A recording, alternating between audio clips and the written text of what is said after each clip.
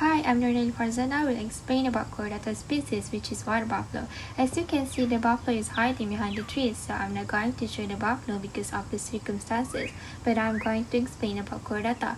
So Chordata is a phylum for animal kingdom, including humans. Terms of Chordata is referred to all species in the phylum. This phylum has four anatomical features that include nerve cord, notochord, pharyngeal slits, and post-anal slits. The taxonomy for phylum Chordata has three subphylum, which are Urochordata, Cephalochordates, and Vertebrates. Most chordates have backbone that is made up of cartilage and a brain that is enclosed in a hard skull. Vertebrata can be divided into two superclasses, which are the tetrapods and pisces. The superclasses pisces consist of all types of fishes.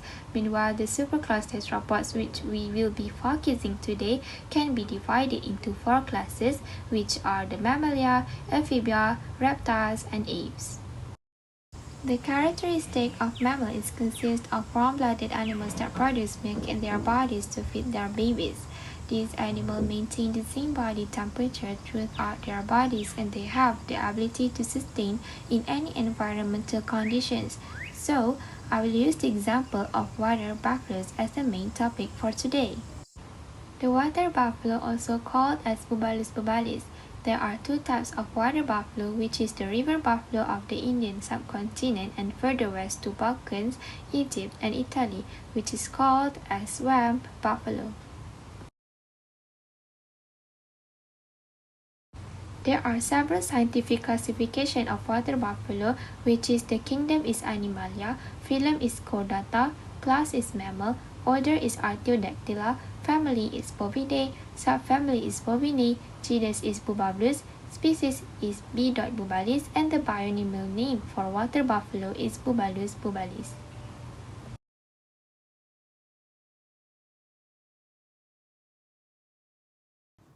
River buffalo has a black skin and may have dark slate-colored skin.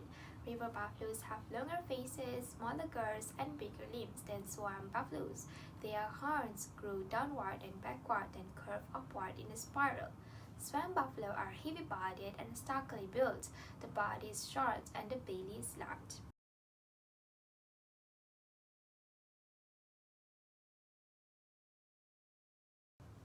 The ecology and behavior for vertebrates is they are much more complex, and keeping their more active manner of obtaining food, they are highly varied in their ecology and habits.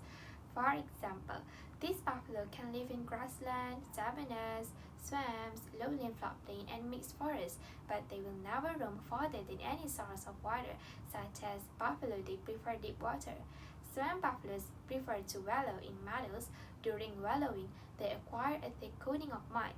They are well adapted to a hot and humid climate with temperatures ranging 0 degree to 30 degrees Celsius. Water is important in hot climates since they need wallows, rivers, or splashing water to assist in thermoregulation. Moreover, water buffaloes is herbivore animal because they thrive on many aquatic plants.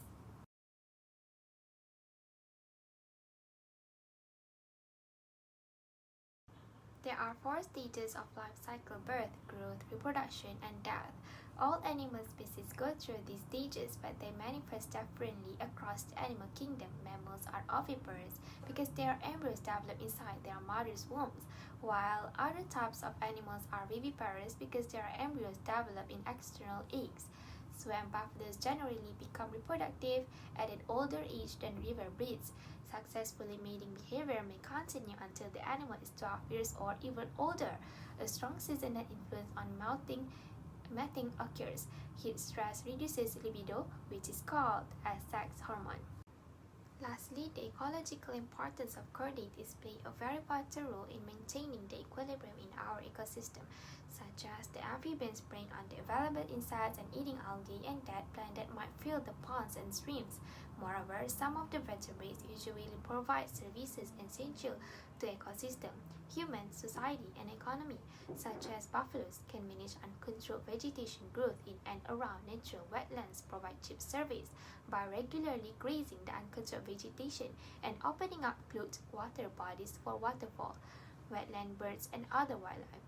The water buffaloes can better adapt to wet conditions and poor quality vegetation than cattle.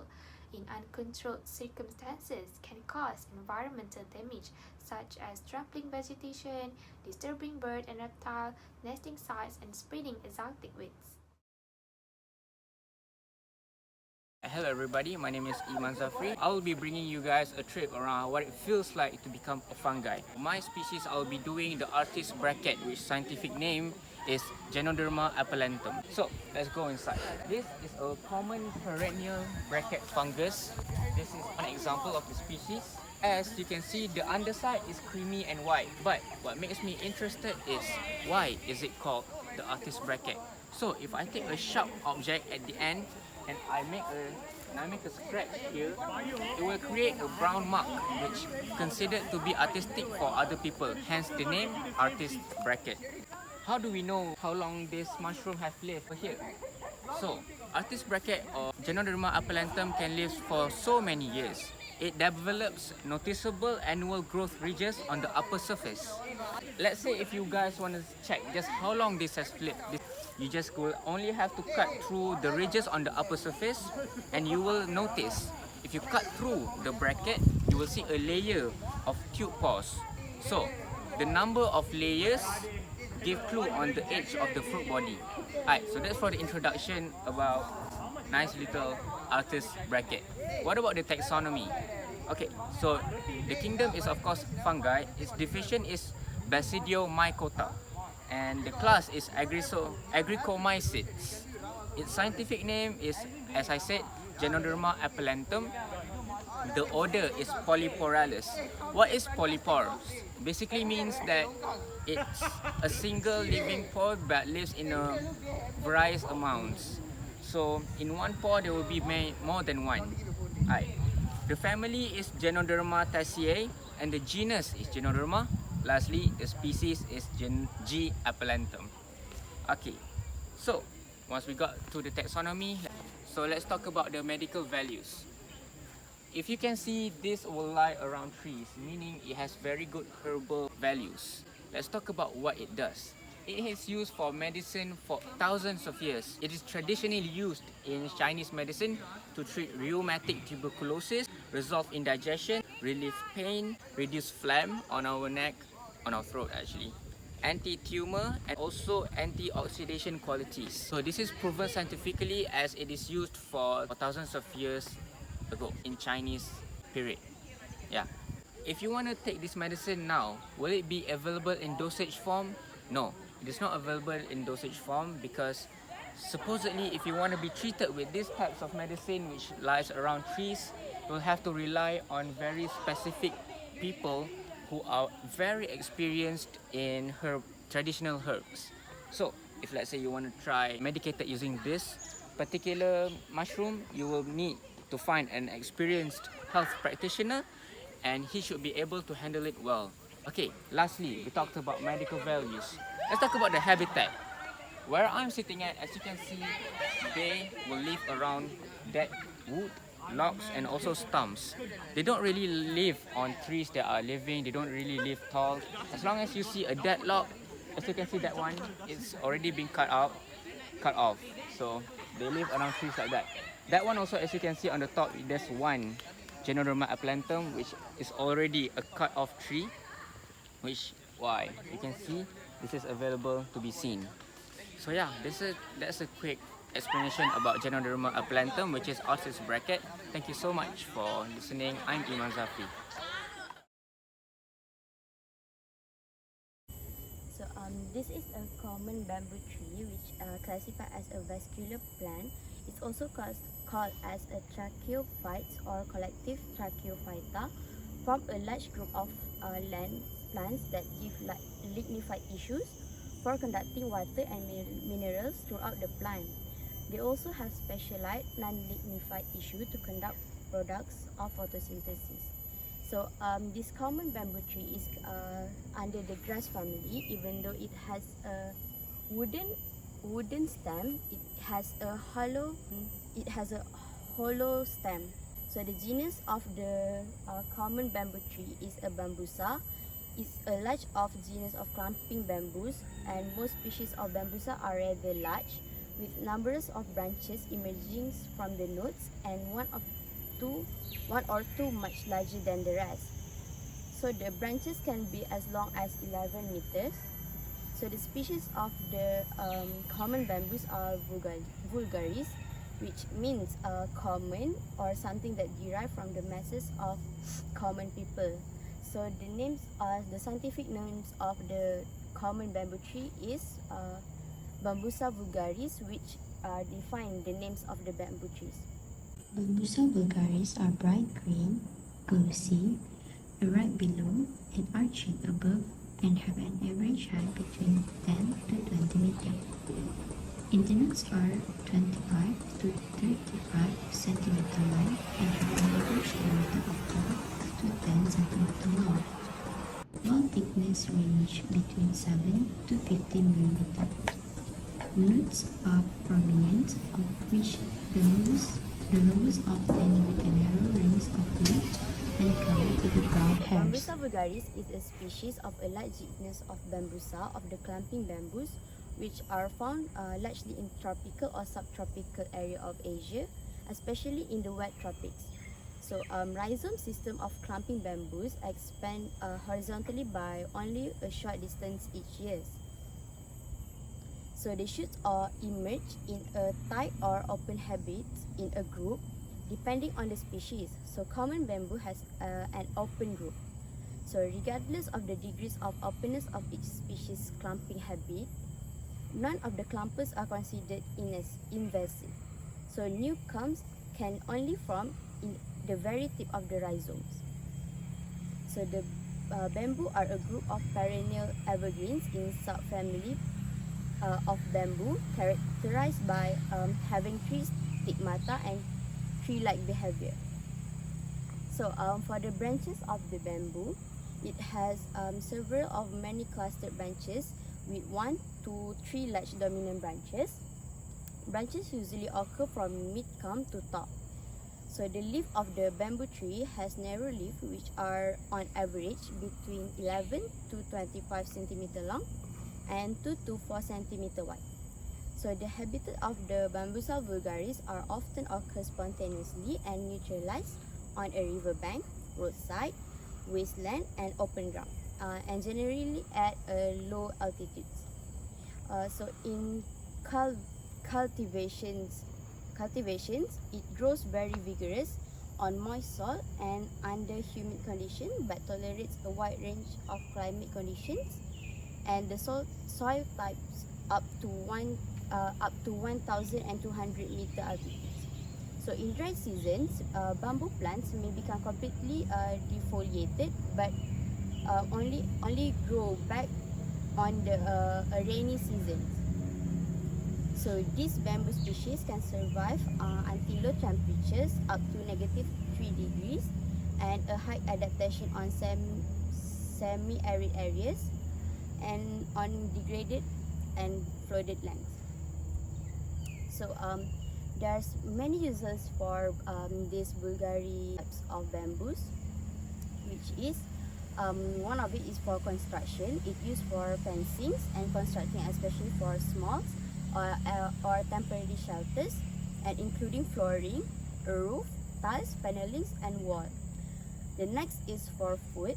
The young shoot of the plant can be cooked or can be pickled, are edible and eaten throughout Asia. So the yellow shoot remain buttercups yellow after cooking. So the last one is for medicines. Like in Java, the water stored in the golden bamboo tubes are used as a cure of various diseases.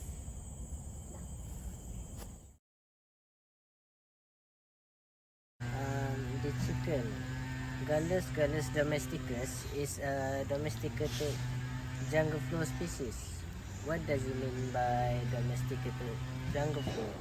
Well, domestication is a sustained multi-generational relationship in which humans assume a significant degree of control over the reproduction and care of another group of organisms to secure a more predictable supply of resource from that group. Jungle flow are the only 4 living species of bird from the genus Gallus. Chicken are omnivores. In the wild, they often scratch the soil to search for seeds, insects, and even a large animal as lizards, small snakes, and sometimes young mice. The average chicken may live 5 to 10 years, depending on the breed. The world oldest known chicken live 16 years, according to the Guinness World Record. Domestic chicken are not capable of long distance flight, although lighter chickens are generally capable of flying for short distance, such as over the fence or into trees. Chicken may occasionally fly briefly to explore their surroundings, but generally they do so only to flee if they perceive danger. The class are aves. Birds are a group of warm-blooded vertebrates constituting the class of aves, characterized by feathers, toothless beaked jaws, the laying of hard-shell egg, a high metabolic rate, a 4-chambered heart, and a strong yet lightweight skeleton. The family are Pasinae, a family of heavy ground-living birds, which includes pheasant, partridge, jungle flow, chickens, turkey, overcry, and peaflow. The last one is genus and species. The genus are Gallus and the species are G. Gallus. The jungle flow are omnivores, eating a variety of leaf, plant matter, invertebrates such as larks and insects, and occasionally small mice and frogs. It is a species that give rise to chicken.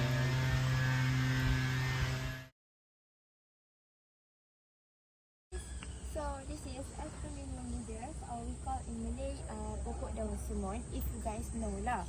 So Asplenium nidus is an epiphytic species of bird in the family, native to tropical southern Asian, eastern Australia, Hawaii, Christmas Island, India, and eastern Africa. Is it known by the common names bird nest fern or simply nest fern? Next, they featured sercinate vernation and are light green with a wrinkles black midrib. They also have spores developed in sori on the underside of the front. The sori are arranged in lengthy rows that start from the midrib on the back of the outer half of the lamina front. So, in the trunk and branches of the trees, the fronds curl back as they turn brown, creating a massive nest of leaves. Okay, so did you guys know Asplenium was classified into 11 clades according to a global tree publishers in 2020, which were given informal names pending additional taxonomy research. A nidus is a member of the Neotopteris clade, whose members typically have leaf tissue that is somewhat leathery.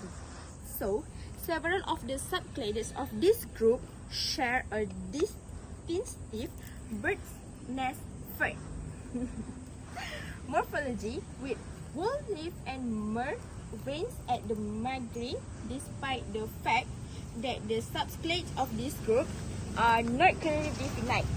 Therefore, nidus is polyphyletic, meaning that some populations are not closely related to others. If you guys want to know, a nidus from Madagascar, Vanuatu, and New Guinea were more closely related to other species than one to other, according to both the 2020 study and a 2015 molecular study, and also have a revision that included sampling the species throughout its range was necessary to define the taxon. Okay. So, although the fact is Asplenium nidus can survive as a territorial or epiphyte plant, it usually thrives thrives on organic debris. This fern frequently inhabits palm, gathering moisture and humus in its leaf roseate. It does best in partial complete shade in warm, muggy climates.